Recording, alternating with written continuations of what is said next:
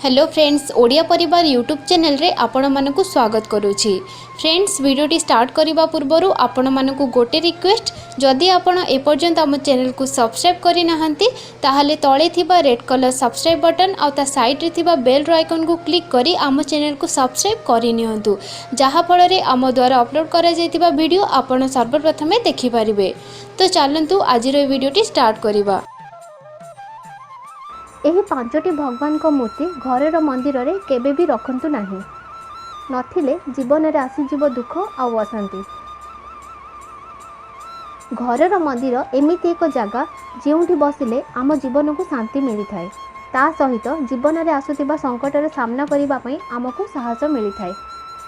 Friends, ପ୍ରଥମ ମୂର୍ତ୍ତିଟି ଅଛି ମା ଲକ୍ଷ୍ମୀଙ୍କ ମୂର୍ତ୍ତି। ମା ଲକ୍ଷ୍ମୀଙ୍କ ମୂର୍ତ୍ତି କିମ୍ବା ଫଟୋକୁ ଘରର ମନ୍ଦିରରେ ଲଗାଇବା ପୂର୍ବରୁ ଏହି କଥାକୁ ମନେ ରଖିଥିବେ, ମା ଲକ୍ଷ୍ମୀ ବିରାଜମାନ ସ୍ୱରୂପ ଥିବା ଦରକାର। ମା ଲକ୍ଷ୍ମୀଙ୍କ ଠିଆ ହୋଇଥିବା ମୂର୍ତ୍ତି କିମ୍ବା ଫଟୋ ରଖିବା ଦ୍ୱାରା ଘରେ ଧନ ସମ୍ପତ୍ତି ବଢ଼ିବ ନାହିଁ ଆଉ ଧନ ଦେଖାଯିବ ନାହିଁ। ଫ୍ରେଣ୍ଡସ୍, ସ୍ଥିର ଲକ୍ଷ୍ମୀ ପାଇଁ ଘରେ ବସିଥିବା ମା ଲକ୍ଷ୍ମୀଙ୍କ ମୂର୍ତ୍ତି କିମ୍ବା ଫଟୋ ରଖନ୍ତୁ। ଦ୍ୱିତୀୟ ନମ୍ବରରେ ଅଛନ୍ତି ମା ଦୁର୍ଗାଙ୍କ ମୂର୍ତ୍ତି।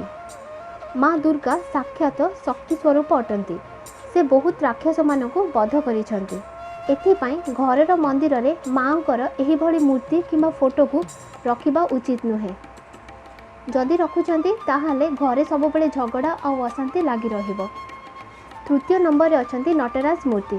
ହଁ ଫ୍ରେଣ୍ଡସ୍, ନଟରାଜ ମୂର୍ତ୍ତି ଭଗବାନ ଭୋଳାନାଥଙ୍କ ତାଣ୍ଡବ ସ୍ୱରୂପ ଅଟେ। ଭୋଳାନାଥ ଯେବେ ଯେବେ କ୍ରୋଧ କରିଥାନ୍ତି ସେତେବେଳେ ତାଣ୍ଡବ କରିଥାନ୍ତି। ଘରେ ନଟରାଜଙ୍କ ମୂର୍ତ୍ତି ରଖିବା ଦ୍ୱାରା ଘରର ଲୋକମାନଙ୍କ ମଧ୍ୟରେ କ୍ରୋଧ ଆଉ ଅଶାନ୍ତିର ବାତାବରଣ ସୃଷ୍ଟି ହୋଇପାରିବ।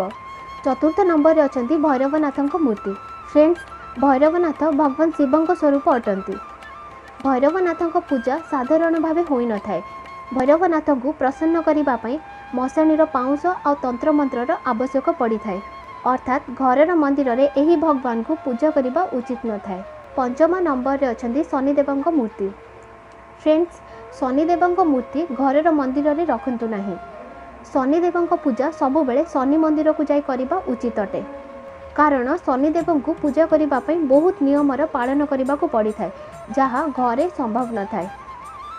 ତ ଫ୍ରେଣ୍ଡସ୍, ଏହା ଥିଲା ଘରର ମନ୍ଦିର ସହିତ ଜଡ଼ିତ କିଛି ବାସ୍ତୁ ଆଉ ଜ୍ୟୋତିଷ ବିଷୟର କିଛି କଥା। ଭଗବାନଙ୍କ ମୂର୍ତ୍ତି ସବୁବେଳେ ଆଶୀର୍ବାଦ ଆଉ ହସମୁହ ଥିବା ଦରକାର।